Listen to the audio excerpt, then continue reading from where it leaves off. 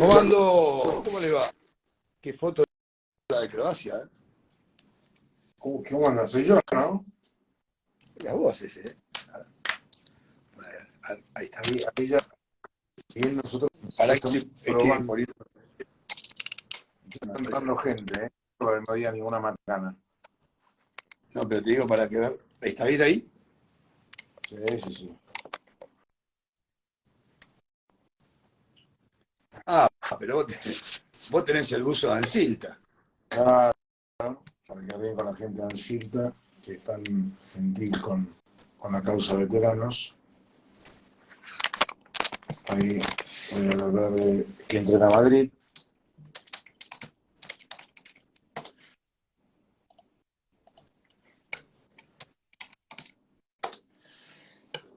Vamos a invitarlo de vuelta.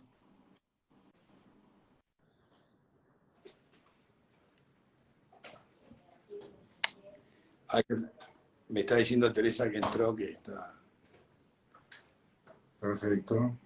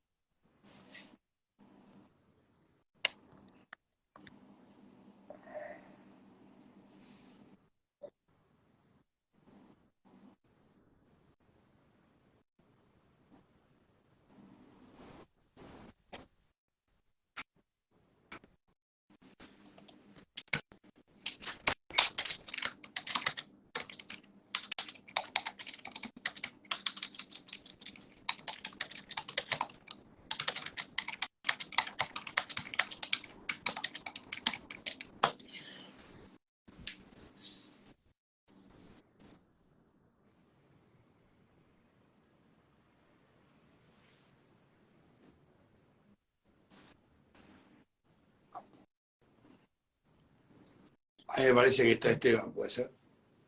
A ver, sí, podría ser, ¿eh? Ahí está Esteban. Ahí Vamos, estoy. va. ¿Ahí me escuchan bien? Sí, Perfecto.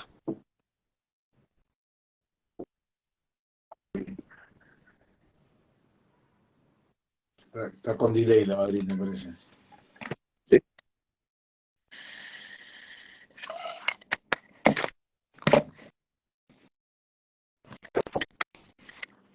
¿Me escuchás, Esteban?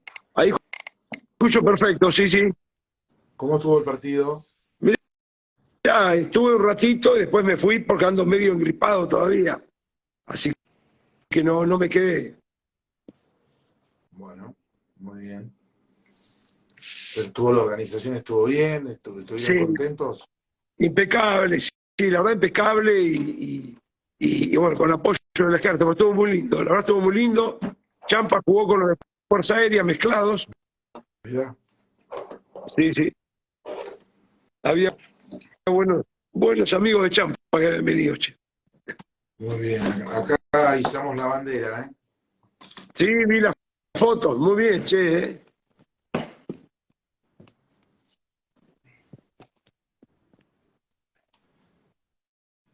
Aldito, ¿cómo andás? Bien, muy bien, che. Muy bien. Gracias a Dios.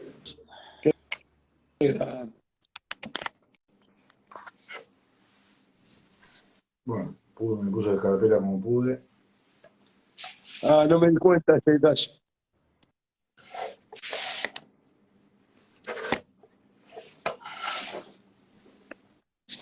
¿Cómo se escucha el audio, Aldo?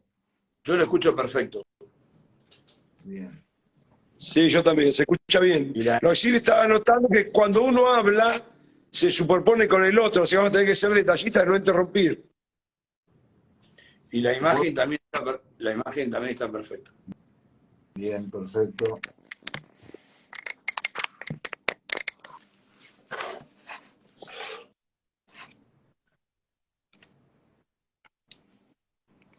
Bueno, ahí a las 8, a las 20 horas, dentro de 5 minutos vamos a entrar. Está entrando la gente ahora, así que vamos a esperar a que termine de entrar la gente. Buenísimo. Habría que preguntar a la gente si se ve bien y se escucha bien. Sí, sí, le puedo preguntar a Toto Miranda. Toto, ¿cómo se ve? ¿Cómo se escucha? Agustino Relli también está ahí, que lo veo. Ah, muy bien. El Chato Metaza, ¿cómo se escucha? Sí, ahí mandan simbolitos. La gente por ahí cree que nosotros sabemos un montón de vivos y en mi caso personal es el primero. Ahora les voy a contar quién nos metió en esta aventura de, de los vivos, que es Francisco Mariani, pues se los voy a contar en un ratito. Y hay un montón de información de estos señores que van a hablar hoy, La Madrid y Aldo Franco. Si quieren, los pueden buscar en esta palabra me cuesta tanto, y se llama podcast, que es una herramienta de Spotify, y uno tiene un montón de charlas, un montón de cosas.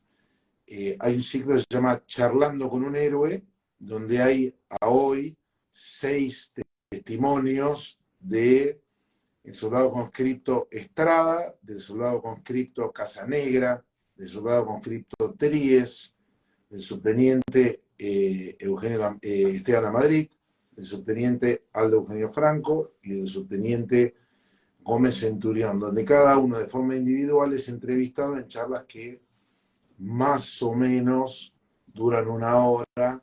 Según mi hija es un montón para alguien que lo mira desde un teléfono o lo escucha en la radio por la ruta. Yo siempre tengo la sensación de que los escucharía 10 horas más.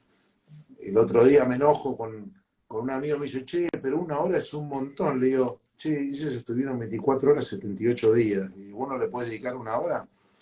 Y bueno, ahí se río. Y en esa herramienta del Spotify, del podcast, que estamos aprendiendo con mi hija a armarlo, y generosamente estas personas que le nombré, particularmente Esteban y Aldo que están acá, han dado testimonios donde hablan con mucha sinceridad, donde se desnudan y donde son austeros a la hora de hablar de ellos y muy generosos a la hora de contar lo que sucedió, a pesar de que algunos de esos recuerdos le produzcan dolor o nostalgia o sensaciones encontradas. Así que yo les recomiendo mucho ese documento donde entran. Y yo les quería contar lo que nos pasó con Ansilta, que es esta firma que ni Esteban, ni Aldo, ni yo tenemos relación más que como consumidores, que es esta marca de ropa deportiva de esquí de alta montaña, que es tan linda, que es tan buena. Resulta que una persona de marketing, Francisco Mariani, escuchó la entrevista de La Madrid. Él es muy malvinero y él me hace ver que hay un paralelismo muy grande entre Ansilta y la causa Malvinas, porque Ansilta es una empresa argentina que apuesta al país, con todo lo que eso tiene que ver hoy con la dificultad de ser empresario en la Argentina de hoy, que es una misión difícil, pero lo hace con vocación por la Argentina. Y me dice, cuando escucha el testimonio de La Madrid, tenemos que hacer algo con esta gente. Yo le digo, sí, me parece una buena idea, pero abril es un poco difícil porque todos los malvineros en abril tienen un montón de eventos, de compromisos, de vigilias, de misas, y además, a mi modo de ver, tienen un altísimo nivel de sensibilidad y emocionalidad, en el cual yo sugiero siempre ser cuidadoso. Alguna vez me peleé con algún periodista porque en esta época hacía comentarios poco cuidados. Pero bueno, ya estamos en hora para ir entrando y yo les quiero presentar a esta gente y agradecerles a Ansilta por hacer esto posible. Estamos con dos personas muy especiales, con dos veteranos de guerra, con dos veteranos de la vida, con dos militares de carrera que estuvieron en Malvinas y que tienen muchos testimonios en la web y que son muy conocidos porque, además de haber peleado de manera enorme, fueron mucho más enormes de poder peleado en la posguerra. Yo siempre los escucho a ellos, pero he escuchado a sus soldados, he estado con sus soldados, y se refieren a ellos, a Aldo y a Esteban, además de con una enorme admiración, con mucha gratitud, porque en la guerra le tocó, además de ser su jefe, de ser su entrenador, de ser su padre y de ser sus compañeros, porque los cuidaron, porque los trataron con respeto, porque les enseñaron, y cuando se puso picante la cosa, no se corrieron atrás, se quedaron adelante con ellos. Así que bueno, vamos a escuchar a la protagonista, que es mucho más divertido que escucharme a mí, y quisiera empezar en orden alfabético por el subteniente Aldo Eugenio Franco, promoción 112 del Colegio Militar de la Nación, que embarca a Malvinas con soldados del Regimiento 6. ¿Y dónde terminas, Aldo? ¿Dónde te manda el dispositivo? ¿Dónde te encuentra? Ya en Malvinas, empezamos a hablar desde Malvinas, ¿no? Ya en Malvinas, los primeros 5 o 6 días me mandan a ocupar una posición que cuidábamos lo que sería la provisión de agua de Puerto Argentino, ¿no? Estaba el tanque de agua de Puerto Argentino, enfrente del cuartel de los ingleses, camino al Cerro Dos Hermanas. Nosotros en realidad, yo pertenecía a la compañía B, era jefe de la segunda sección de la compañía B del Regimiento 6, Esteban era el jefe de la otra sección, y nosotros en realidad teníamos que realizar un trabajo de retaguardia. Nosotros íbamos a tomar un punto fuerte en la retaguardia de Puerto Argentino. Explico lo que es la retaguardia, es detrás de Puerto Argentino, y en ese dispositivo íbamos a hacer una compañía B helitransportada. ¿Cuál era nuestra misión? Era estar en la retaguardia del objetivo de la primera línea. La primera línea de Puerto Argentino estaba contra el mar. Nosotros estábamos a 12 kilómetros. ¿Por qué estábamos ahí? Porque íbamos a componer una compañía helitransportada que con helicópteros, en el caso de que haya un ataque enemigo y perfore la primera línea, nosotros íbamos a hacer como una posición de bloqueo. Eso nos encontró la noche aproximadamente 20 de, la noche, no, los días 20 de abril, 21 de abril. ¿Qué pasó? El desembarco, después del 1 de mayo, en lugar de ser por la costa de Puerto Argentino, fue por detrás de Puerto Argentino cuando desembarcan en San Carlos. Entonces, nosotros, que éramos la retaguardia, o sea, la última parte de la tropa, de la distribución de la tropa, pasamos a ser la primera línea. Entonces nos encontró en el Cerro Dos Hermanas, a partir aproximadamente, no recuerdo exactamente la fecha, pero 24, 25 de abril. Sí me acuerdo que el 1 de mayo, que era el primer bombardeo, a mí me habían mandado con 4 soldados a un lugar cerca, a una playa de la Puerto Enriqueta, y cuando llegamos esa noche muy cansados, descansamos y escuchamos aviones. Nosotros nos poníamos contentos porque cada vez que escuchábamos aviones era sinónimo de encomienda, de cartas, de algo de eso, y sin embargo el 1 de mayo fue el primer bombardeo a Puerto Argentino. Aldo, te paro un poquito ahí porque quisiera que tanto vos como Esteban, que antes de entrar ya en el bautismo de fuego y en el combate, que nos cuenten, porque la gente esto no lo tiene presente, que ustedes esperaron varios días durmiendo a la intemperie, en sus pañocarpas y en su bolsa de dormir, esperaron varios días a los ingleses que venían embarcados durmiendo bajo techo. La pregunta que les quiero hacer a vos, Aldo, antes de pasar a Esteban, es, todos esos días que esperaron, que entiendo fueron por lo menos 3 semanas, ¿cómo hacías para mantener a tu tropa descansada, entrenada, capacitada, bien dormida y bien alimentada? ¿Qué actividades hacían? Si preparaban emboscadas, si rezaban, si leían y contestaban cartas. ¿Qué hacían antes de la guerra, Aldo? Hasta que no tuviésemos en ese momento un lugar fijo donde nosotros nos íbamos a instalar, estábamos medio, entre comillas, de camping, ¿no? Entre comillas. ¿A qué me refiero? Que era todo muy light, porque no habíamos tenido todavía, no habíamos tenido fuego enemigo, o sea que no había presencia enemiga, ¿sí? Hasta que nos instalamos y tuvimos conciencia de que el enemigo estaba atacando. Hasta ese momento la vida era muy light, entre comillas. Igual el frío estaba, el miedo estaba, la situación complicada estaba, el frío, la comida no era que escaseaba, pero no dejábamos de comer normalmente, regularmente.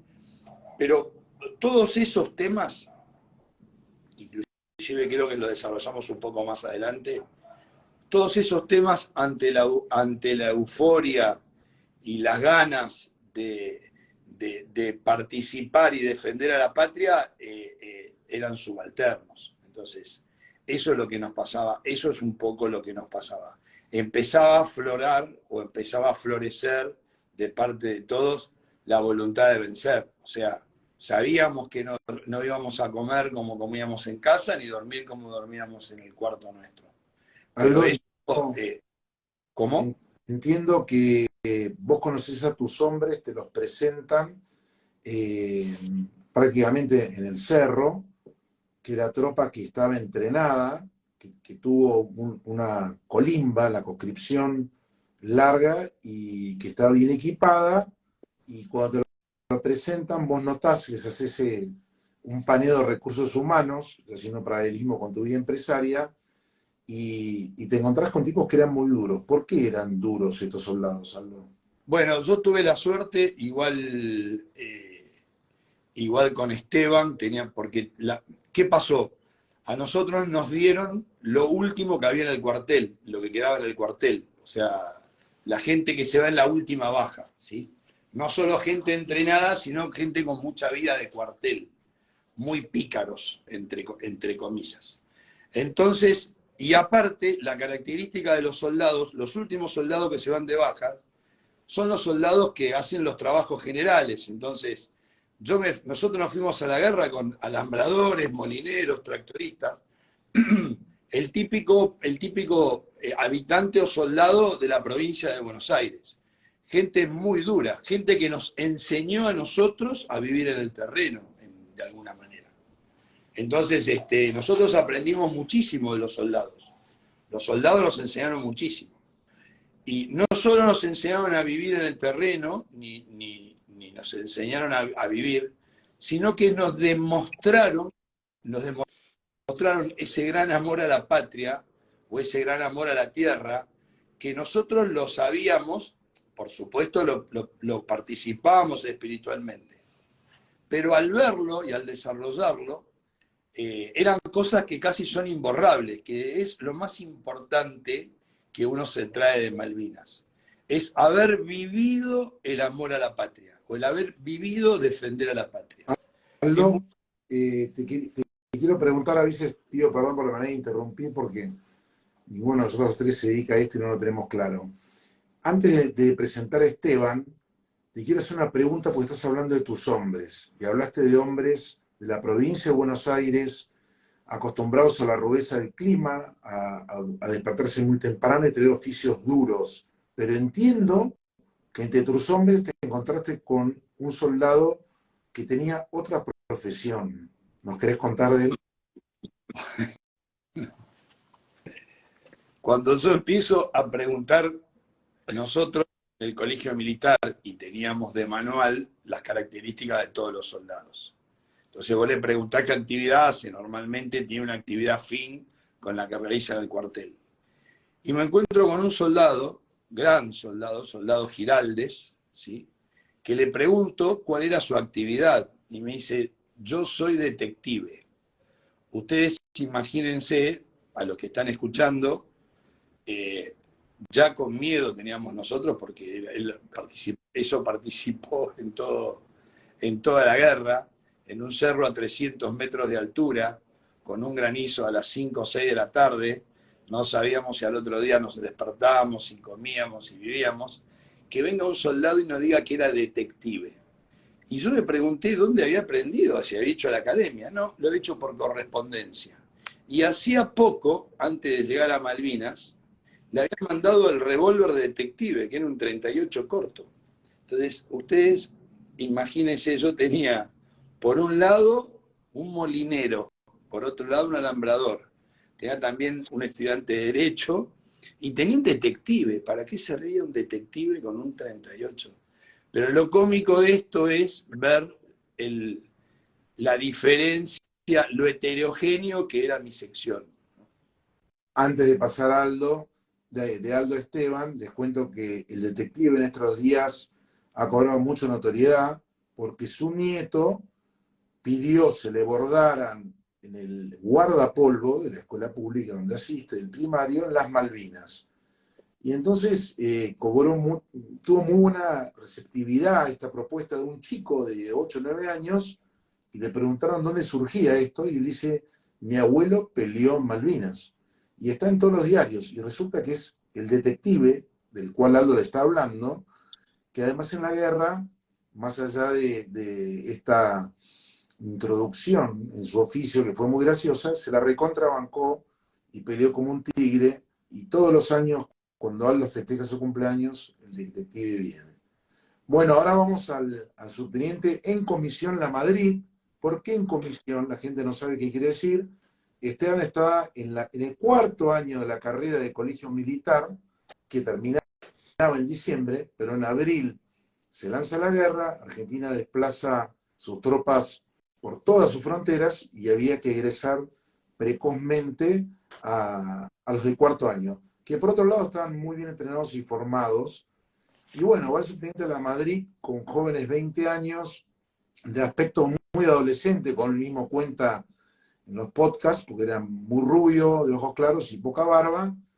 Y también se encuentra con una sección de creo 43 o 48 hombres, nunca me acuerdo el número exacto, cerca de la posición de Aldo Franco, que lo conocía mucho del equipo militar de rugby, que era un poco más grande que él y tenía mucha ascendencia sobre él porque era un tipo áspero en la cancha, y mucha personalidad y mucho carácter.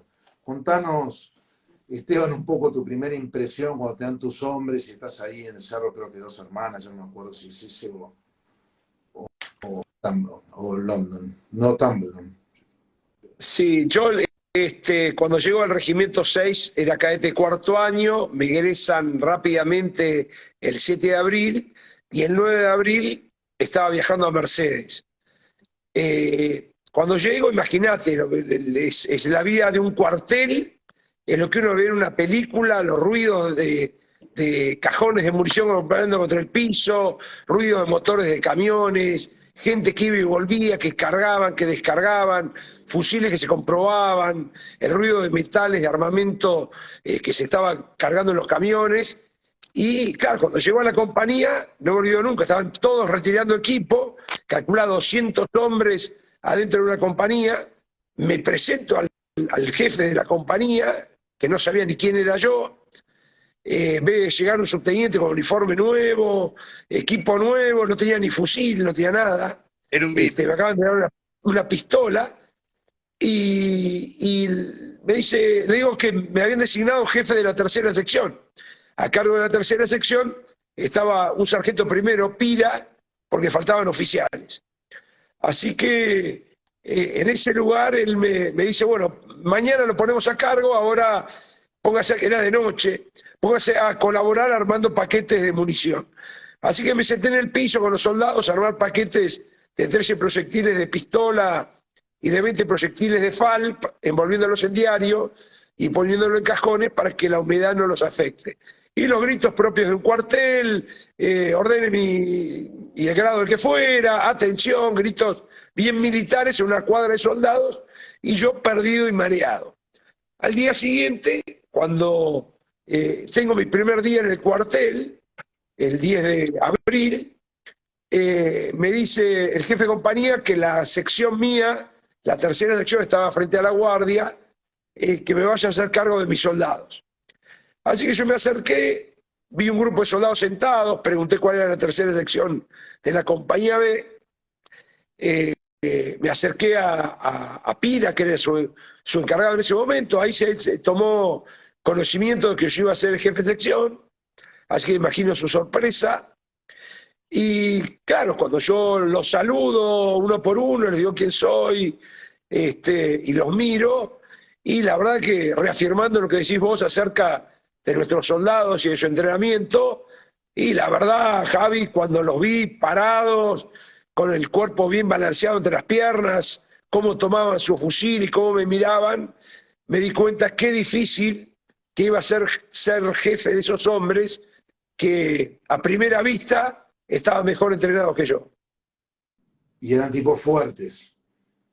Eran tipos fuertes, y yo, que es lo que vos me preguntaste, sentía la soledad absoluta del mando. O sea, cuando uno es jefe, que es responsable de todo lo que haga y deje de hacer su gente, se llama la soledad del mando. Yo no tenía ningún amigo en esa compañía. Yo a Corbella lo vi al día siguiente, que lo conocía de mi compañía, pero sí me lo encontré que en la sección de al lado estaba Aldo Franco, al cual, como vos bien decís, lo conocía de la escuadra de rugby, era un tipo de personalidad muy parecida a la mía, muy optimista, muy jodón, un tipo que sabía romper esos lazos de superior subalterno. Y claro, como era el único conocido que tenía, me le plegué a Aldo para sentirme más acompañado. Hemos charlado alguna vez que tuviste mucha suerte con los suboficiales que te tocaron, que inclusive eran mayor de edad que vos, que casualmente, y como la firma en Silta, tenías un sanjuanino que fue muy bueno como vos, como suboficial, y te ayudó mucho a ganarte el respeto de tus hombres. Contanos un poco de eso, Esteban. Yo tuve dos cuyanos, uno el cabo primero Zapata, un montañés de mucha experiencia, que había estado en la compañía de alta montaña, había estado en Cobunco, un hombre duro que sabía el oficio de la montaña, por más que era un chico, y que me ayudó mucho en los momentos más difíciles, en lo que hacía el frío y demás. El gringo Zapata, que hoy creo que vive en Guaymallén, si no me equivoco, en Mendoza. Pero cuando llegamos a Malvinas, justo Pira tuvo un serio problema de asma, lo tuvieron que evacuar al puesto comando y atenderlo, no podía estar en la trinchera, y vino el sargento primero Corbalán, que estaba al revés. Él estaba en la plana mayor y estaba desesperado por ir a la compañía de infantería B, porque él había estado destinado el año anterior. Así que no digo que le vino bárbaro o que Pira estuviera enfermo, pero sí digo que Corbalán, cuando se enteró de esto, rápidamente se ofreció.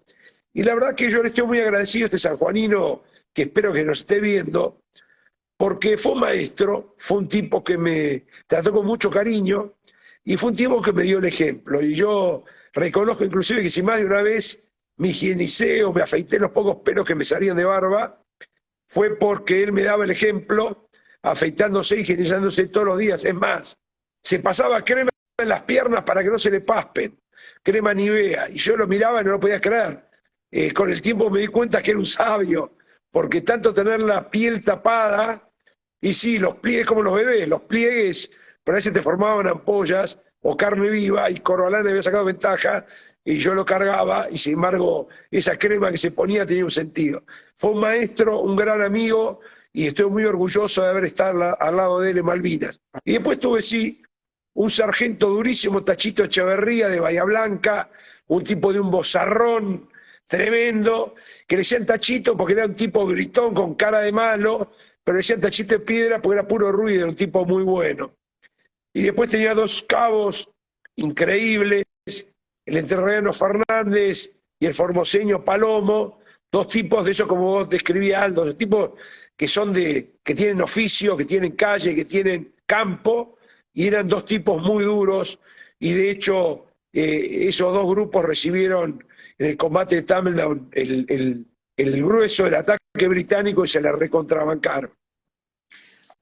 Hay una imagen que yo tengo que me parece está muy buena, donde uno de tus oficiales prepara mate y te llama aparte para que vos invites a los soldados a tomar mate, pretendiendo que vos lo habías preparado y haciendo un ejercicio psicológico del bueno y el malo. ¿Nos querés contar un poco eso? Sí, eso fue justamente Corbalán. Estábamos en el Monte Dos Hermanas, acabábamos de llegar al monte y estábamos en la niebla, nos cubría y había un fueguito entre las rocas que habíamos hecho para calentar agua.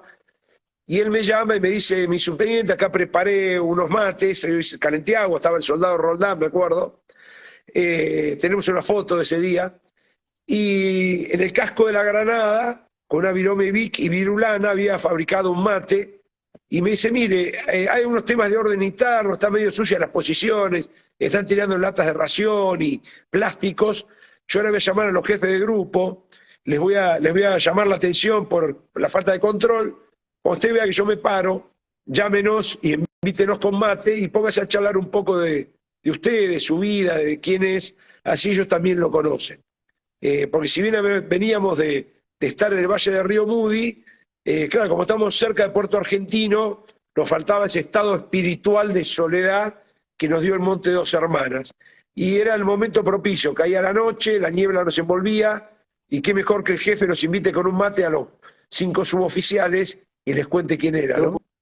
Oportuno y qué generoso de parte de Corbalán con vos, ¿no? Me parece que está muy bueno eso. Aldo, van avanzando los días, se va acercando la tropa inglesa, seguramente aumenta la tensión. Vos, además de hacer todas las previsiones de posiciones defensivas, de funcionamiento de armamento y de plan estratégico de cómo moverte cuando empiecen los combates, tenías además la función de ser coach y mantener unida a tu gente. ¿Había espacio para la oración? ¿Charlaban, tocaban guitarra? ¿Había reunión frente a un fuego? Contanos un poco qué pasaba en la previa. Nosotros, la compañía, inclusive hay una foto muy linda de la compañía todas las mañanas se reunía debajo del cerro a pasar las novedades y rezábamos el rosario, toda la compañía. Eso, y teníamos una oración. Bastantes veces ha venido el curita, ¿te acordás, Esteban el Dominico? Ha venido en una piedra a celebrar misa, ¿sí? Pero aparte, la oración, a medida que a medida que aumentaba el miedo, aumentaba la oración, porque era así, uno se va aferrando espiritualmente a medida de que se le va complicando la cosa, ¿no? Entonces, había mucho tiempo también, porque en realidad todo el día estaba para el diálogo, para charlar, para conocer mejor a tus soldados, para saber lo que le va a pasar, para leerle las cartas, inclusive para contestarle algunas cartas que recibían que ellos nos animaban a contestar. Yo tengo el cuento del soldado 40 que me preguntó si no le contestaba una carta, no le respondía una carta que el intendente había mandado. Le respondimos, escribimos la carta y apareció después en todo Luján esos afiches grandes tipo de circo, de baile, apareció la carta de él escrita y el padre no lo podía creer de que, bueno, era una carta, o sea, había tiempo para conocer a tus soldados. Los soldados los conoces. Vos pensás, Javier, o pensemos todos, que vos en un momento a tu soldado le tenías que decir dos cosas.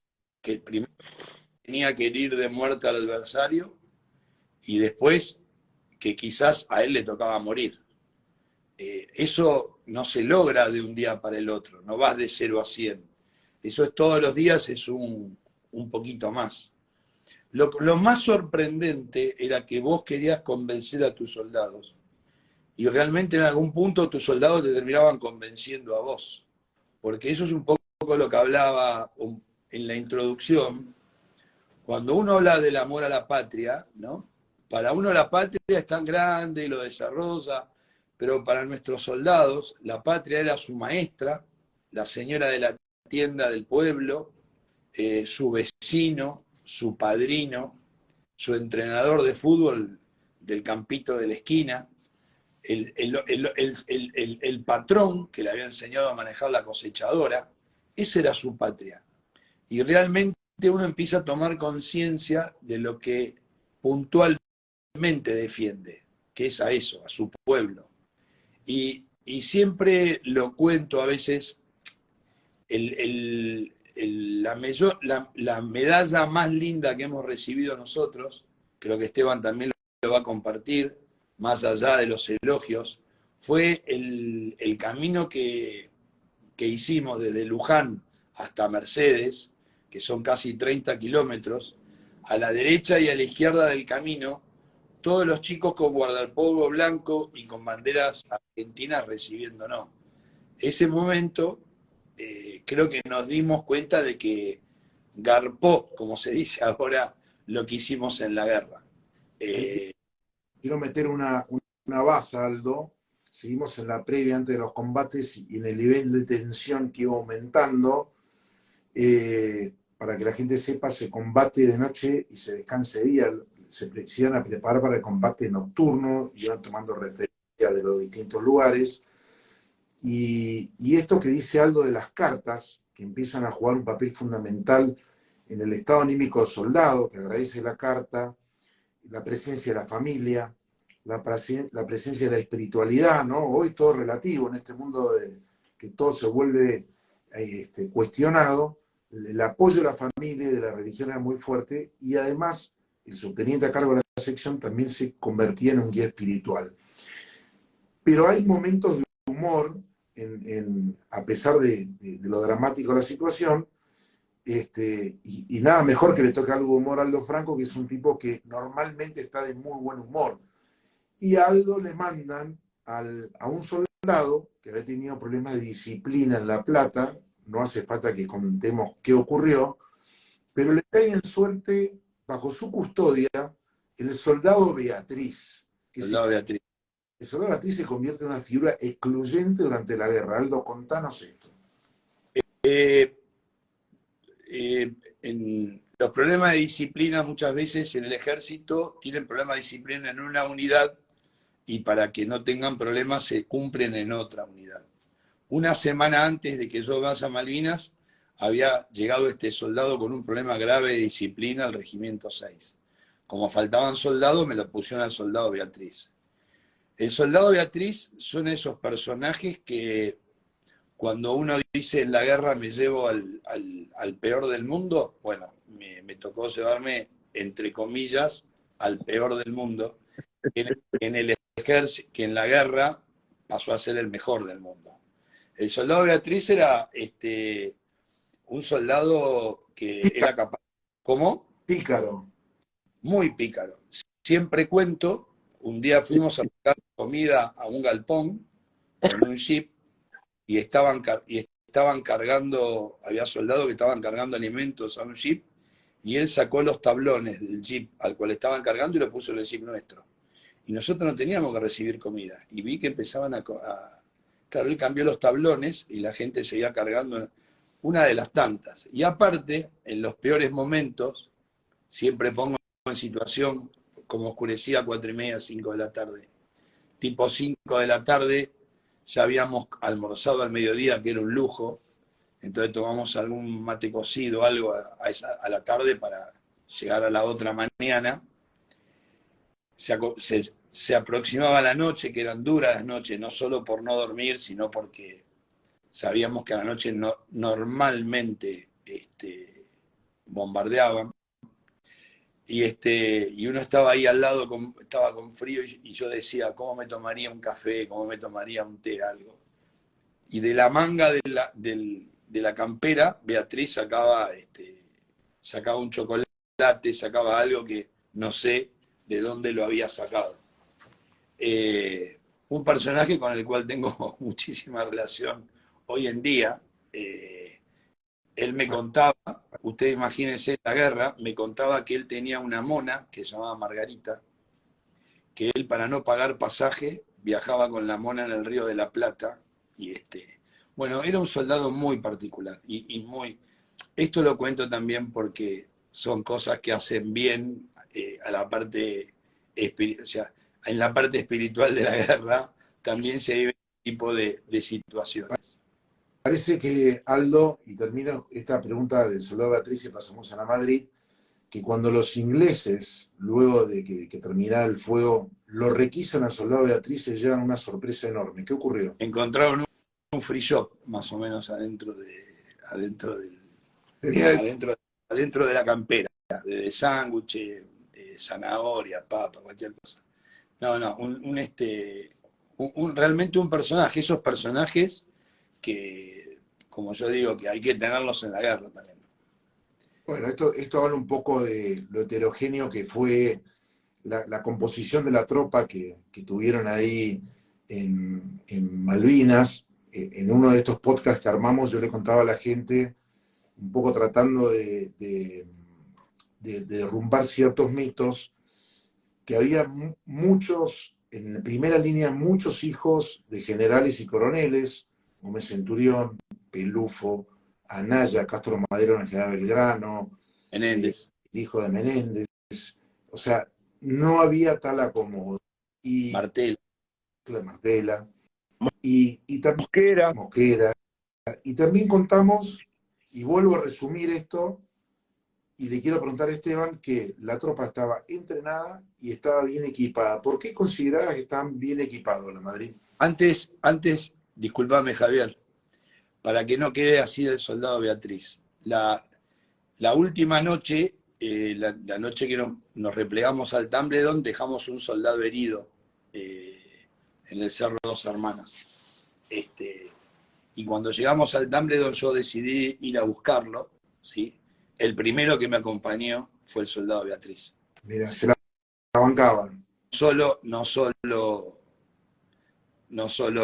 era así divertido, sino también que tenía sus cosas, sí, por supuesto.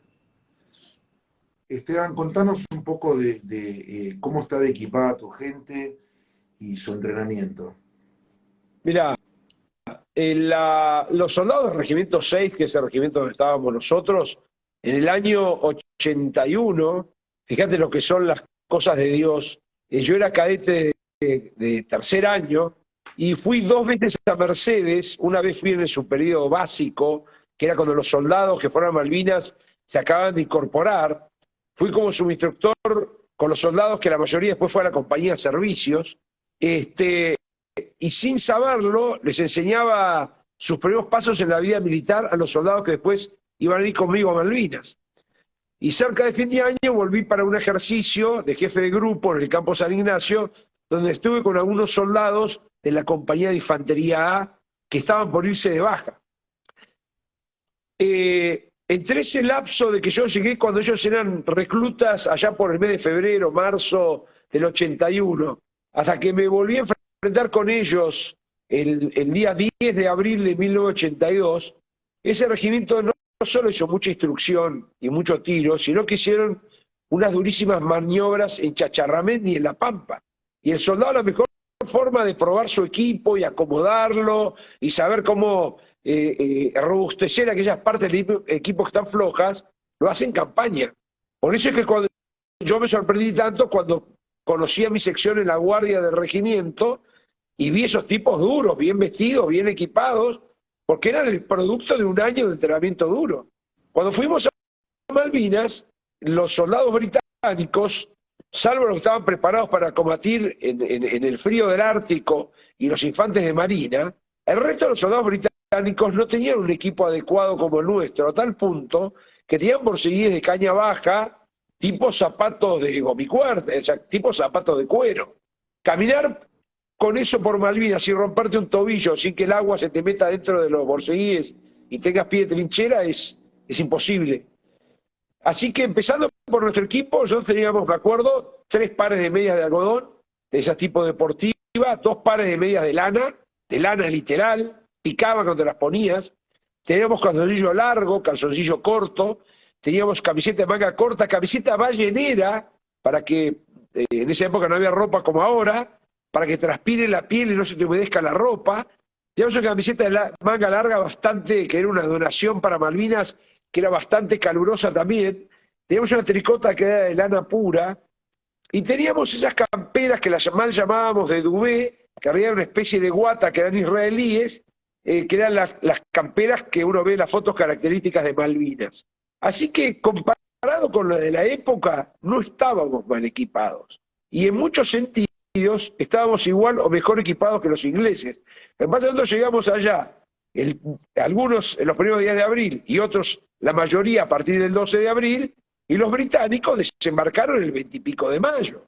Y en el caso de los guardias escoceses o los guardias galeses, ellos desembarcaron los primeros días de junio, lo cual así todos sufrieron el frío y la ropa, pero imagínate si hubiera sido al revés, si hubiera estado desde abril en la guerra, y ahí se hubiera notado muchísimo más la diferencia de equipo entre uno y otro. Y el armamento no era superior a nosotros en lo que era armamento de infantería, pues tenían el mismo fusil FAL, teníamos las mismas ametralladoras MAG, tenían una MAG parecida al FAP nuestro, que es el fusil pesado, con lo cual no estábamos muy distintos en armamento ni en munición. Así que creo que los infantes estábamos bastante parejos. Y bueno, y sumamos con Aldo, a nosotros nos llegaron unos visores nocturnos Litton que había provisto la Armada. En mi sección había 6 visores nocturnos que eran excelentes, y ni los propios británicos que estaban enfrente tenían un visor nocturno como el nuestro.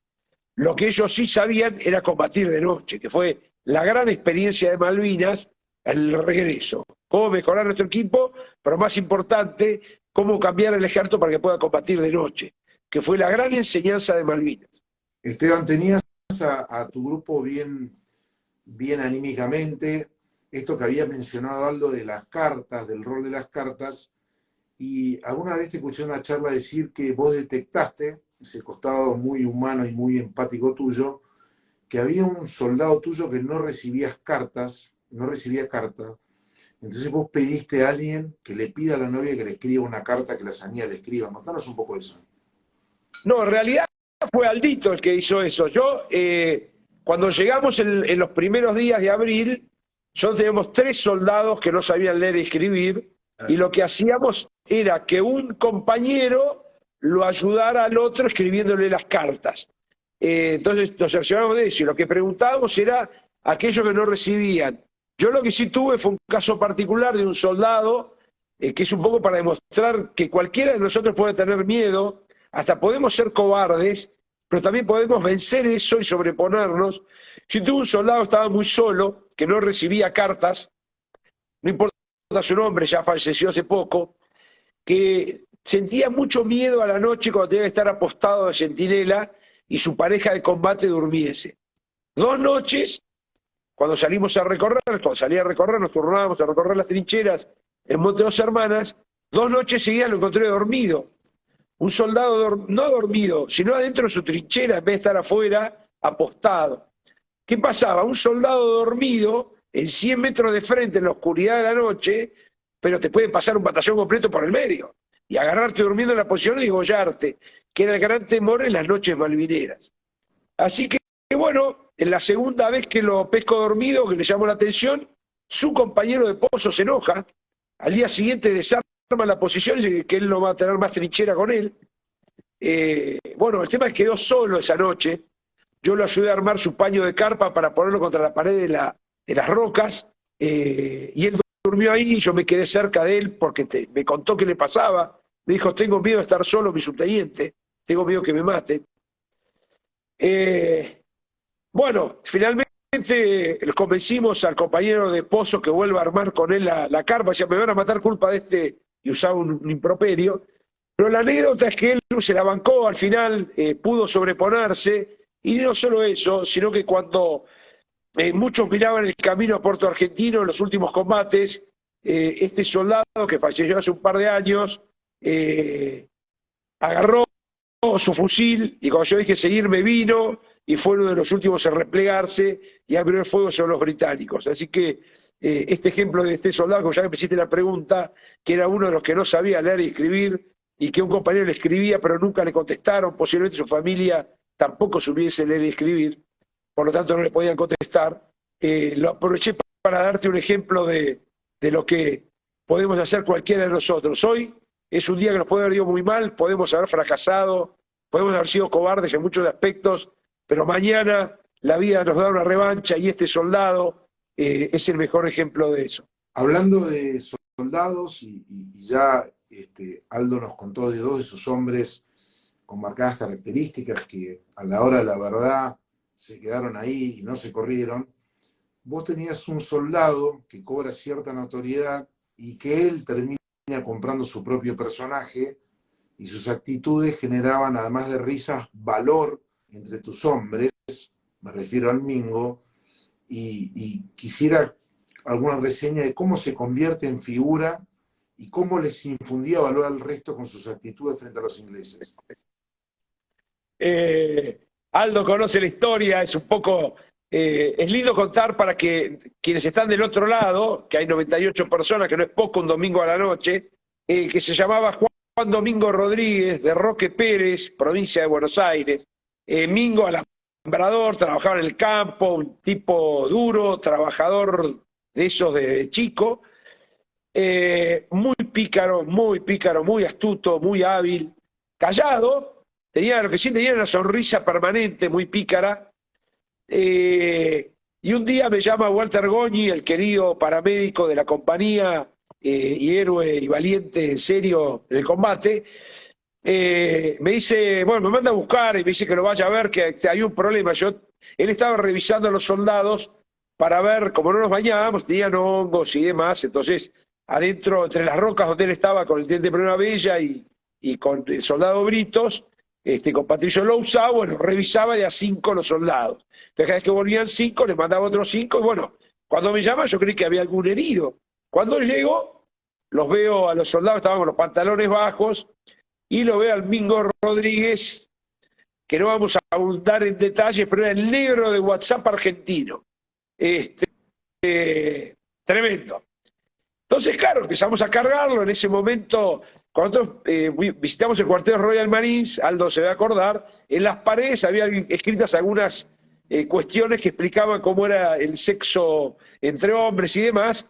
Entonces estaba el chiste bueno, que los ingleses al verlo a él se lo iban a llevar. Entonces él nos bromeaba que a nosotros nos iban a matar porque éramos humanos normales, y a él en cambio lo iban a llevar vivo a Inglaterra porque era el superdotado argentino. El tema del Mingo es que él, cada vez que había alguna alerta violeta o alerta roja o alerta gris, que era bombardeo naval, alerta violeta eran patrullas enemigas en la zona, él subía a las rocas, mostraba sus atributos al grito de vengan, la palabra vengan. Claro, y a mí me causaba mucha gracia cuando era alerta gris, que era la artillería naval británica, o alerta, cuando nos tiraba la artillería. Yo me imaginaba al británico que hacía de observador y reglaba el tiro, que miraba el cerro y en vez de reglar el tiro veía un tipo con los pantalones bajos mostrándole sus atributos. Pero si bien uno lo cuenta riéndose, hay que ponerse en lugar de jóvenes soldados y suboficiales y un subteniente en las rocas recibiendo bombardeo enemigo, o sabiendo que entre la noche o en la niebla hay una patrulla británica dando vueltas, y escuchar los gritos de un argentino gritando: vengan, vengan. Y el final de la anécdota es que Juan Domingo Rodríguez, cuando estábamos aferrados en el contraataque el 14 de junio a la madrugada, ya al final de la guerra, fue de los últimos en replegarse y murió heroicamente en combate. Esos atributos que demostraba levantándonos la moral a nosotros cuando el miedo era el sentimiento más grande, los demostró al final de la guerra muriendo heroicamente por su patria, cuando el camino a Puerto Argentino era la salvación segura. Ahí en tus relatos, Esteban, cuentan que seguramente también le pasa a Aldo, que desde donde están ustedes empiezan a ver, como en primera fila del cine o en la platea de una cancha de fútbol, los combates que se desarrollaban en otro cerro, combates muy duros, y en uno de esos combates peleaba un joven subteniente, teniente post-mortem creo que fue, que era Baldini, que tenía fama de duro entre sus hombres, pero cuando la guerra comienza y se desarrolla, él termina siendo una persona muy coherente con lo que predicaba, y su dureza también la aplicó en forma personal frente al enemigo, no corriéndose y peleando como un león. Contanos un poco de eso, la Madrid. ¿Qué veías vos de dónde estabas?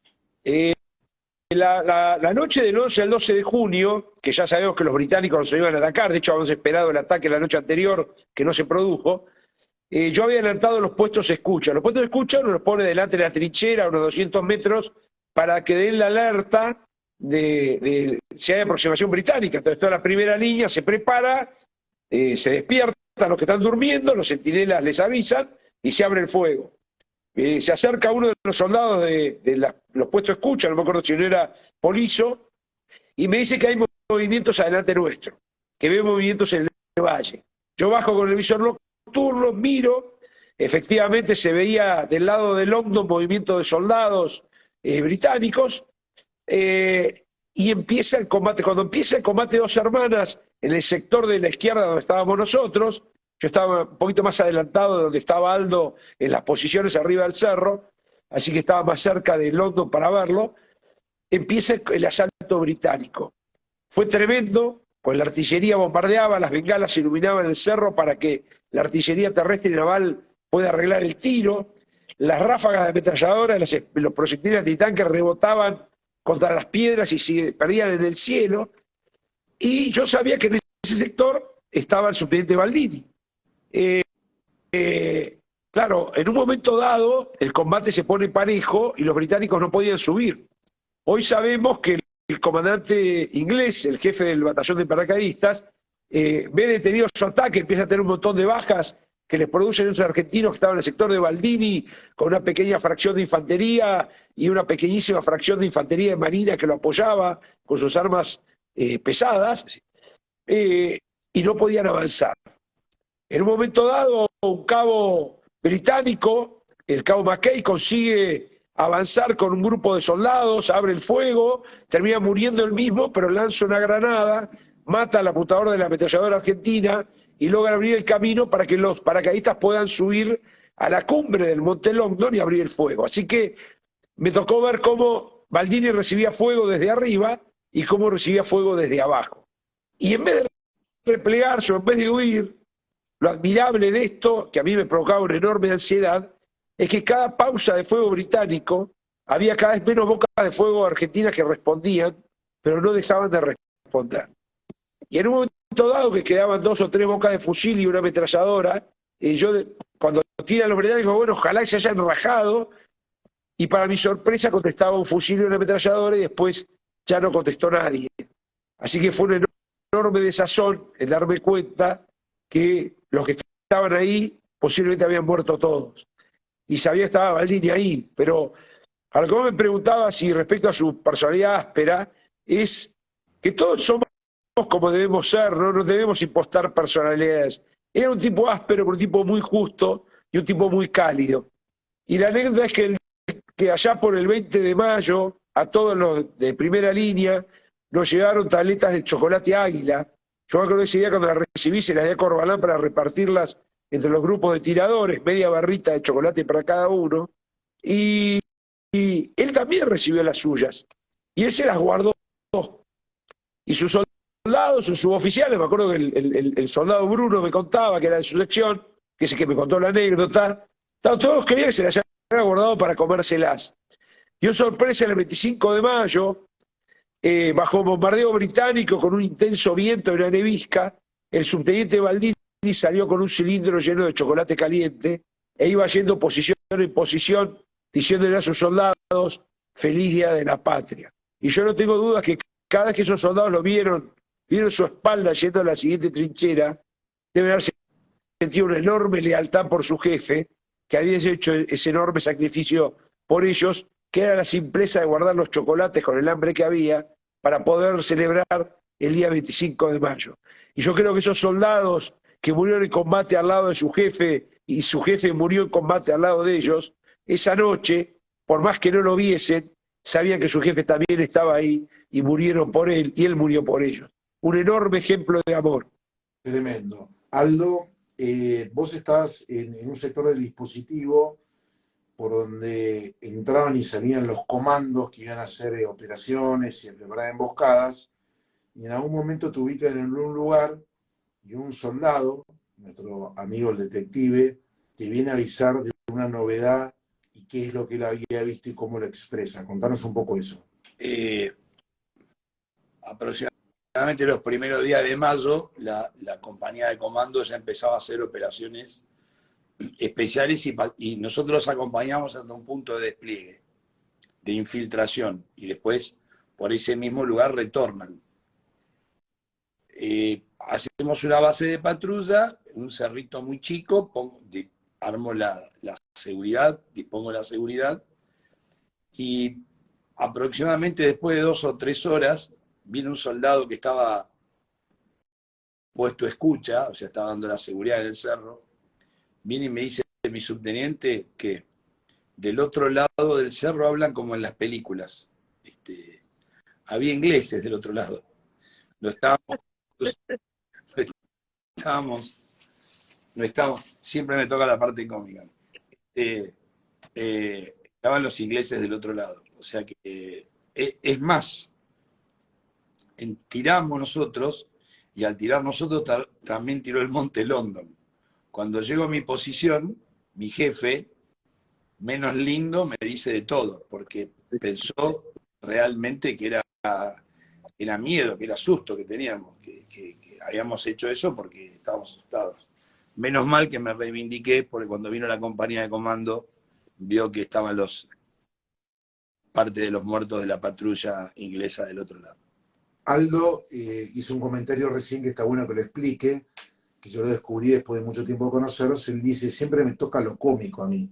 Y en realidad es que aún en el drama, en la tragedia, bajo fuego enemigo, fuego de Ablande, de fuego naval, Aldo siempre conserva el humor.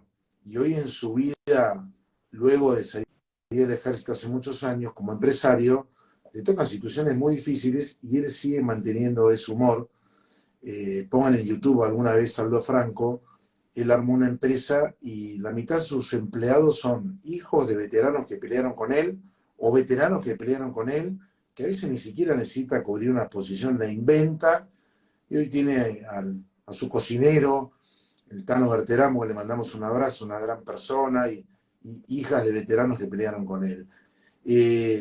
Está bueno que hablemos de la parte dramática del coraje y de cómo mueren algunos. Muchos subtenientes que estaban en los cerros son heridos o muertos.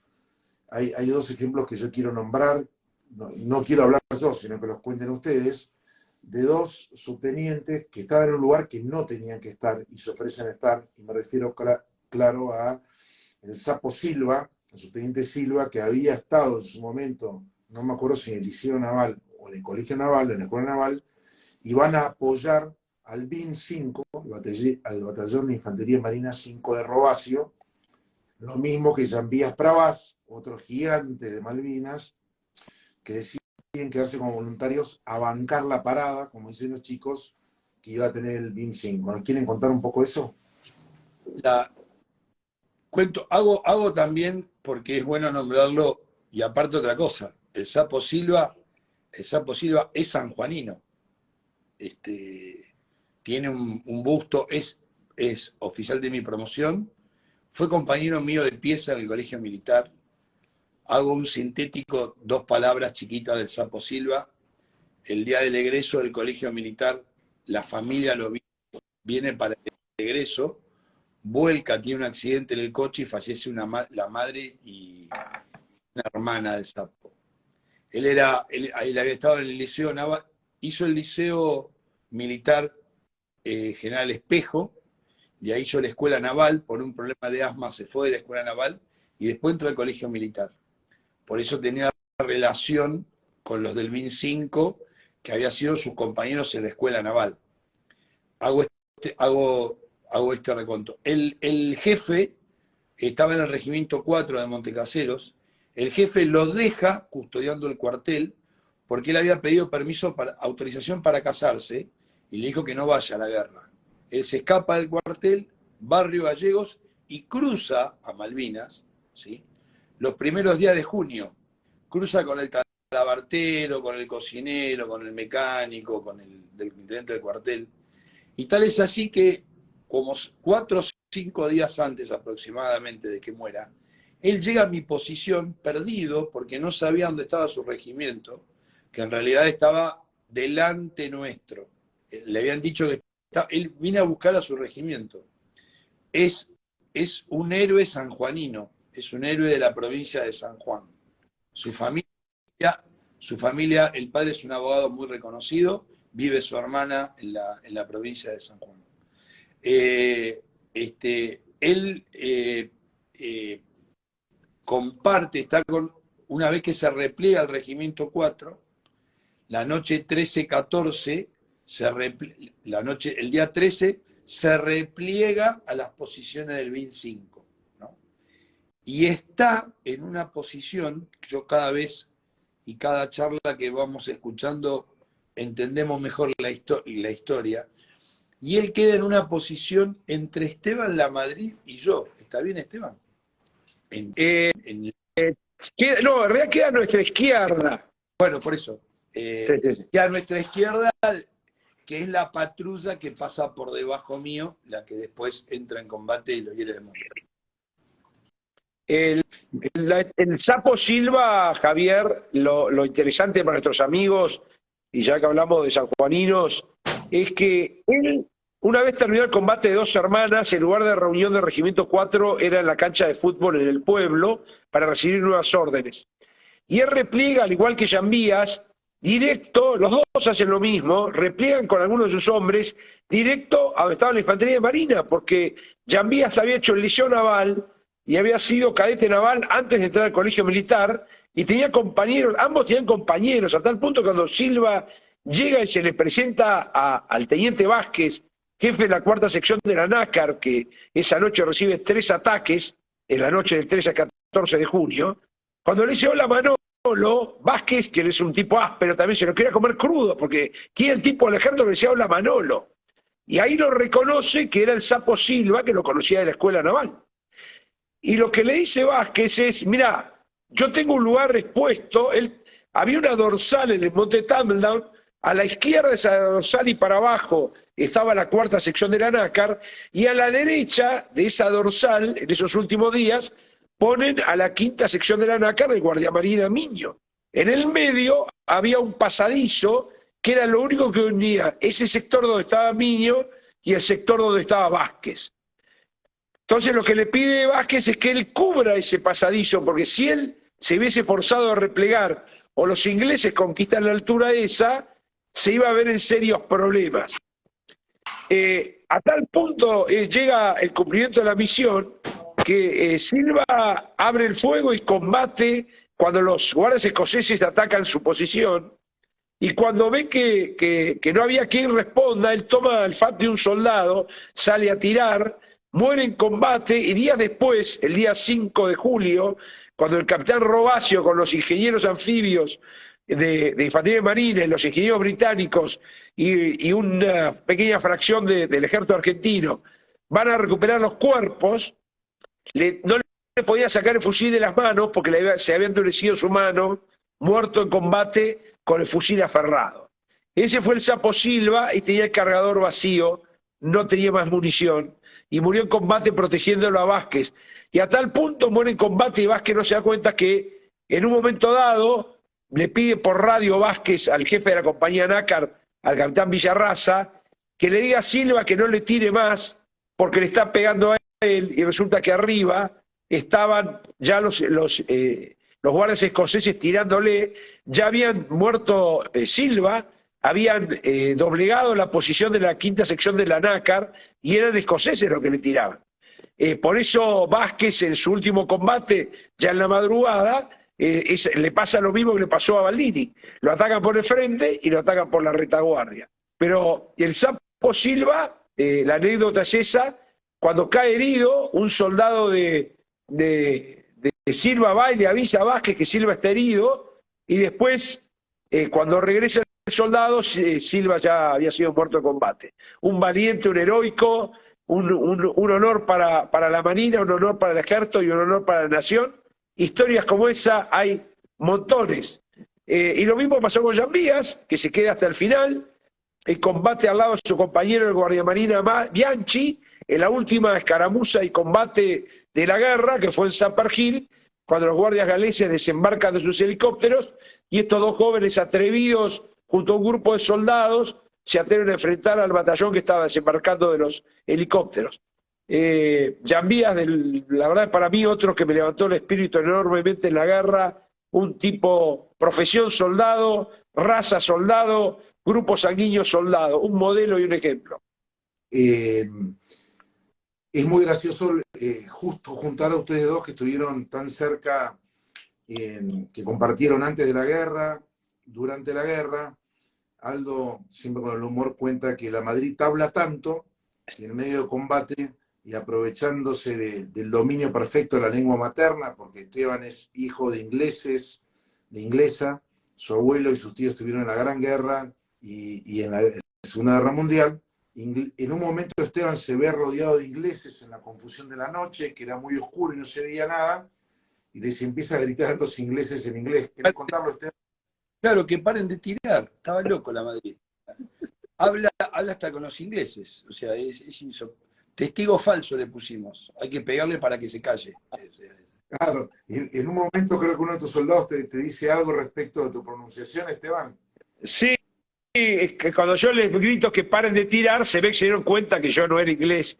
Entonces, cuando nos vuelven a tirar, Marcelito Di Giulio, que estaba al lado mío, radiooperador, y hermano de la guerra, me dice, se ve que tiene que practicar más, su inglés es muy malo, mi subteniente, y a los ingleses los engañó. El inglés.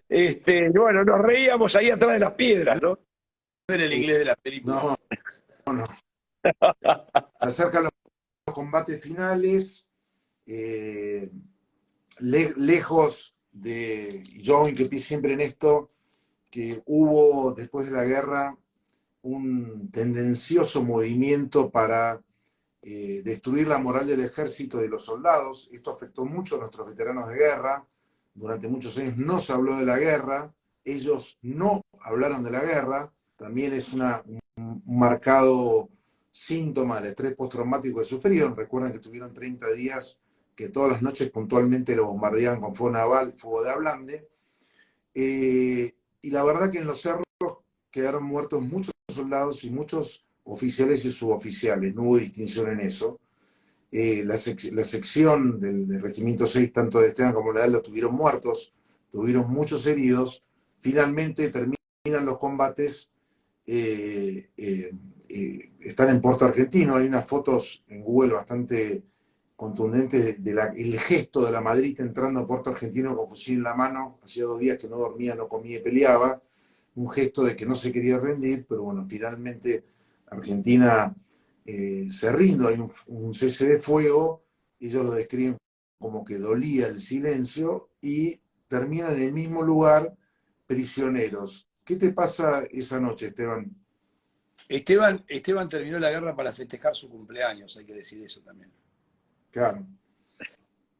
¿Qué te pasó? Esa noche yo estaba muy avergonzado. Siempre cuento esta anécdota porque es una enseñanza de la vida, ¿no? Yo estaba muy avergonzado, era un chiquilín. Claro, cada vez que pasaban lista, los que faltaban eran de mi sección. Eh, Algunos yo sabía que habían muerto, otros había escuchado sus voces cuando estaban heridos. Y sentía mucha vergüenza, no me animaba a estar con mis soldados, así que me fui solo. Estábamos en un galpón, había un viento muy fuerte y goteaba agua de lluvia por las ranuras del lugar donde estábamos, un silencio sepulcral, nadie hablaba, y de repente, en un momento veo que se me acerca un grupo de soldados y algún suboficial, y yo creí que me venían a recriminar haber sido un mal jefe y no haberlos cuidado. Y, y, y bueno, el tema es que cuando se acerca yo hago un esfuerzo por pararme, me doy cuenta que tengo los tobillos hinchados, las rodillas hinchadas, no me podía parar, y me apoyé en la columna donde estaba sentado, puse la cara y cuando estaba parado mis soldados me abrazaron y me dijeron feliz cumpleaños mi subteniente, y yo los abracé, lloré amargamente y ellos me levantaron el espíritu, me dijeron mi subteniente peleamos bien, se le hicimos dura a los Johnnies, una serie de cuestiones. eh, y esta escena la relaciono, fue la última vez que lloré en mi vida, esa noche con mis soldados. Ellos me levantaron, no me querían ver caído, no me querían ver triste, me desearon ese feliz cumpleaños y me alentaron, a mí que era su jefe y que yo creía que no había sido bueno. Y durante muchos años guardé esa enseñanza, que era que mis soldados o la vida, los soldados o tus empleados o tus hijos o tus compañeros, si vos has sido una buena persona o has tratado de ser una buena persona, cuando te vean caído te van a ayudar a levantarte porque te quieren de pie y sacando pecho y tomando decisiones. Y muchos años después, esa misma enseñanza la tuve con mis hijos cuando falleció mi esposa y nuevamente no sabía qué hacer y me sentía perdido, desesperado, y mis hijos me levantaron, me apoyaron, porque también querían ver a su padre de pie y siendo su padre de nuevo. Así que yo saco esa enseñanza de mis soldados esa noche en Malvinas. Cuando vos sos un buen tipo, tratás de serlo, quienes están con vos te quieren de pie sacando pecho y tomando decisiones, y te van a ayudar a levantarte. Y eso es una lección para la vida, para todo, ¿no? Está bueno esto que contás.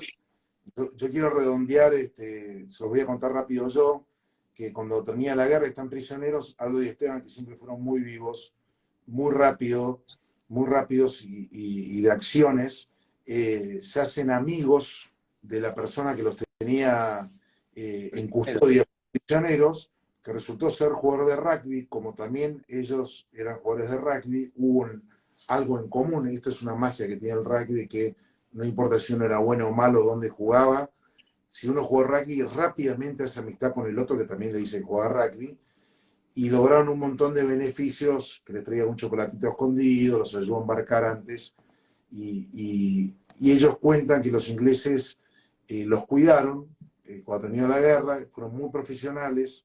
Aldo en sus charlas lo dice, cuando hablan del enemigo, nosotros no éramos matadores, éramos soldados, y el otro habían soldados del otro lado, y habían códigos, y se respetaron mucho. De hecho, para destacar, el ejército argentino no cometió ningún abuso ni violación de ninguna norma, ni de persona, ni nada durante toda la guerra, teniendo bajo su custodia la población civil de las Malvinas. Yo quiero que pasemos, en estos minutitos que nos quedan, pues ya son las 9:10, a la posguerra, donde Aldo y Esteban eran militares de carrera con muchísima vocación para poder seguir siendo soldados. Todos saben que los soldados ganan muy poco, a pesar de que están dispuestos a todo, no se los reconoce de esa manera, y para poder ser militares, sus mujeres bancaban y ellos tenían un segundo trabajo, eran guardaespaldas, custodios, instructores de tiro, jueces de tiro, en tiro federal, un montón de cosas. Aldo agradece, empieza a agradecer a la gente que le escribió las cartas, que fueron de tanta condimento anímico durante la guerra, y separa las cartas de los hombres para agradecer con nombre y apellido. Aldo era soltero, muy pintón, muy simpático, y las mujeres les va a agradecer en persona hasta que golpea una puerta y se enamora de una de las chicas que le había escrito una carta, y es la mamá de sus hijos y su mujer hace un montón de años. Aldo y Esteban, que yo les voy a pedir que lo cuenten ahora, por ser oficiales no fueron indiferentes a ese destrato que recibió el veterano de Malvinas, lo sufrieron con dignidad, callados, y hoy se empieza a conocer sus historias, que hay materiales en las redes, se emocionan simplemente con un abrazo, con una caricia, con un gracias, que es lo que nosotros los civiles deberíamos hacer durante todo el mes de abril. Si conocemos un veterano, decirle gracias, veterano, un abrazo, una mirada fija. Nos contaba el otro día Esteban, el soldado Casanegra, un gran amigo, soldado conscripto, que en momentos de que van a festejar el triunfo del Mundial, alguien lo reconoce y dice, ese es de los pibes de Malvinas, y que todo el mundo lo empieza a aplaudir, y él destaca ese momento como uno de los más felices y emotivos de su vida. Pero acá había la anécdota que les quiero contar. Esteban Lamadrid estaba con su hija recién nacida, cuidando a su mujer en el sanatorio, y el subteniente Franco, recién casado, limpiando la pileta de su suegra en sus últimos días de la luna de miel, y se enteran que un grupo subversivo toma por asalto al regimiento de la Tablada, y nuevamente la demostrada vocación de estos soldados los lleva, sin ser convocados, a presentarse al regimiento de la Tablada, a mostrar una vez más ese sentimiento de patriota, ese coraje que tienen tan pronunciado, y van a combatir. Esteban le dice a la mujer que va a hacer un trámite, hasta que la mujer lo descubre en el diario caminando por el regimiento, y Aldo también dice que va a hacer algo, y los dos terminan combatiendo, donde Aldo es gravemente herido, también por adelantarse a una emboscada que ya sufrió un soldado, a los adelante, y es gravemente herido. Ellos siguieron su carrera militar muchos años más, y tienen una cosa que es muy linda y que la notamos todos los que lo conocemos, es que siguen operando como con los códigos que tuvieron en esa época. Los dos son requeridos, buscados, y se reúnen con los que fueron sus soldados, que los siguen reconociendo muchísimo, y los quieren y los viven como padres. En los cumpleaños de Aldo, hablando mal y pronto, es un quilombo, porque están sus jefes, sus soldados, sus hijos, los amigos de sus hijos, y uno percibe que esto no es cuento, que esto no es relato, que eso ocurre. Esteban Lamadrid, después de la guerra, fue a dirigir, bueno, además de haber estado en Yugoslavia, en Irak y en Croacia como casco azul, Esteban va a dirigir el Centro de Salud de Veteranos de Guerra, que es un hospital de día de salud mental, donde los soldados van a tratar sus heridas del alma, y hace un trabajo sobresaliente, transformando ese lugar en un lugar de consulta internacional, y donde los soldados que van a recibir una terapia, una medicación, cuentan además que tienen un trato cálido, ameno, y que reciben cariño, que es lo que necesitan nuestros veteranos. Señores, tenemos que darle cariño a nuestros veteranos. Cuento cortito, cuando muere mi abuela, con Esteban se nos ocurrió ir en un camión con unos soldados de patricios, y nos llevamos todas las macetas gigantescas para adornar el jardín, porque Esteban quería el jardín del veterano más lindo.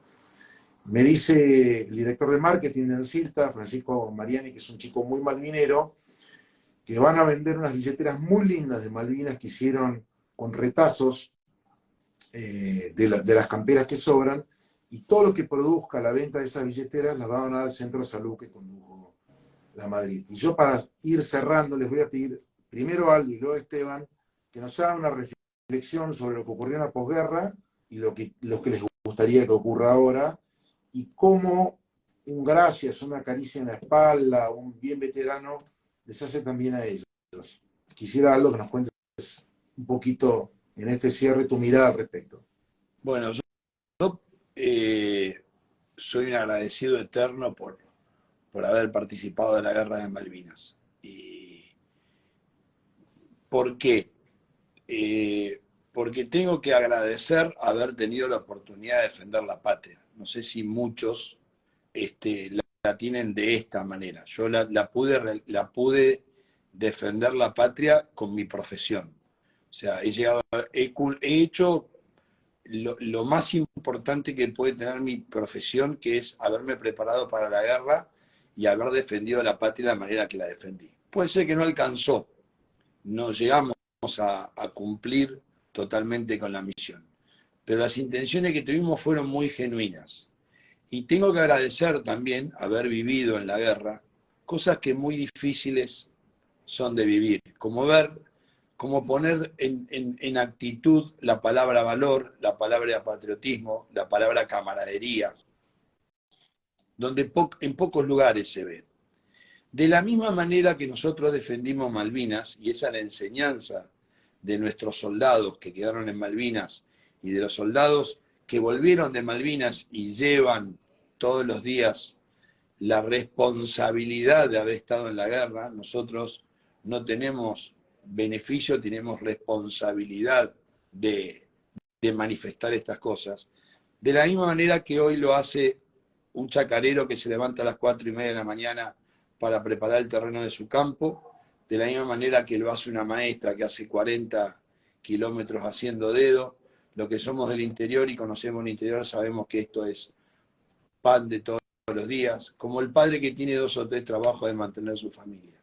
Nosotros tuvimos la posibilidad de hacer eso. En honor a esos soldados, y en honor a los soldados, es el sacrificio que vemos que nuestro pueblo hace todos los días. También le quiero agradecer a todo el pueblo argentino, porque ante la presencia de un veterano, sin importar color, bandera política, todo se vuelve mucho más fácil. Es muy lindo ver cuando una persona... Nosotros tenemos muchísimo agradecimiento de nuestros pares. Siempre, por supuesto, es lindo. Hoy lo tenemos en el DNI, inclusive en el registro. Cuando una persona ve que uno es veterano, enseguida se comunica. Cuando una persona le dice que es veterano, se allanan un montón de cosas. Cosa que nosotros agradecemos fuertemente. Eso es el mensaje. Y durante toda la guerra, por supuesto, que tuvimos sacrificios, padecimos cosas, nos fuimos de picnic, nos fuimos a comer un asado, como decía un jefe mío. En la guerra tuvimos frío, tuvimos hambre, la pasábamos muy mal, tuvimos momentos muy complicados, pero al momento de defender la patria, todo eso se subalterniza, todo eso se minimiza, ya no tiene mala perspectiva que tenemos nosotros normalmente. Esteban. Javi, yo quería cerrar con una reflexión, así no lo hacía largo. Nosotros no reivindicamos la guerra, habrán notado que la contamos sin una victimización. La guerra es el fenómeno más terrible que puede vivir un ser humano, donde se ven las mejores virtudes y los peores defectos y traiciones, porque eso es lo que desata la guerra. Pero yo quería rescatar, Javi, otra cosa. Lo que nosotros queremos transmitir son valores, el orgullo de ser argentinos. Si logramos que estas 108 personas que en este momento nos están mirando una noche de domingo se vayan a dormir orgullosos de haber nacido en este suelo, orgullosos de la bandera argentina, orgullosos de sentirse parte porque son ciudadanos honestos que luchan por este país, habrá valido la pena el esfuerzo. Porque esa es la realidad. Yo soy un hombre grande, desde hace muchos años veo que de un lado y del otro siempre nos siembran pesimismo, nos muestran malos ejemplos, le enseñan a nuestros hijos que no vale la pena vivir acá y que lo mejor que les puede pasar es que nuestros nietos nazcan afuera. Y lo que queremos rescatar acá, y creo que es el mensaje que hemos dado, es: vale la pena ser argentino, vale la pena esta tierra, la tierra que nos dio nuestros padres. Mirá, vos lo charlaba hoy con la gente de Ansilta. Mirá, vos tenés una empresa que tiene 300 y pico de empleados que apuesta por un país en el que nadie te dice que apueste, que es Ansilta y que se dio este espacio. Estás vos como moderador, que es un tipo que en su momento tuvo la oportunidad de irse a vivir a Estados Unidos y eligió que sus hijos se críen acá con los valores de la Argentina y con los valores que te enseñaron tus viejos y con las costumbres de tu país. Está Aldo, que también se puede ir a montar su empresa en cualquier lugar y apostó por su país y labura y tiene los camiones que recorren la Argentina sembrando valores con nombres de caídos en combate. Vale la pena ser argentino, vale la pena haber nacido en este bendito suelo. No nos dejemos vender a los pesimistas crónicos que lo único que quieren es sacar ventaja. Vale la pena ser argentino. Hubo 649 que murieron en combate y hay un montón que hoy día a día caminan por nuestras calles, y que si alguien les pregunta mañana, viejos, gordos, pelados, si lo volverían a hacer, les respondemos sin dudarlo. 20 y pico de mil son los veteranos de la Armada, del Ejército, de la Fuerza Aérea, la Prefectura y la Gendarmería. No creo que haya uno solo que no diga presente, vaya al cuartel como hace 41 años, se ponga el uniforme, agarre su fusil y vaya a Malvinas. Si un ciudadano es capaz de hacer eso por su patria, hay muchísimos millones más que están dispuestos a hacerlo trabajando día a día como honestos ciudadanos. No compremos el pesimismo. ¡Viva la patria! Bueno, excelente testimonio. Muchas gracias a los dos. Muchas gracias, Francisco Mariani. Muchas gracias, Ancilta. Emociona ver que la gente espontáneamente se presenta y dice: yo quisiera hacer un vivo, alguna acción para que la gente conozca a La Madrid, Aldo Franco, Centurión, Casanegra, tanta gente que hay dando vuelta cerca nuestro, con unos testimonios bárbaros que contagiarían esto que hice en La Madrid, dejar de hablar de la inflación, de la sequía, de la pobreza, y hablar de los valores, de la solidaridad, de compartir un rancho, de escuchar una canción en las Malvinas, o de que venga un tipo analfabeto que consiga una oveja a caballo sin riendas a traerle comida a sus hombres. Esas cosas que emocionan son de las que tenemos que hablar. Y hay un montón de veteranos dando vueltas, y de a poco ojalá lo podamos hacer. Yo los invito a que se metan en Spotify, en los podcasts de Charlando con un Héroe, donde están todos estos señores que yo les nombro de manera individual en charlas muy ricas en contenido, en sustancia y en emociones. Agradecerles nuevamente, mandarles un abrazo enorme y cerrar con un enorme ¡Viva la Patria! ¡Viva la patria! Viva la patria.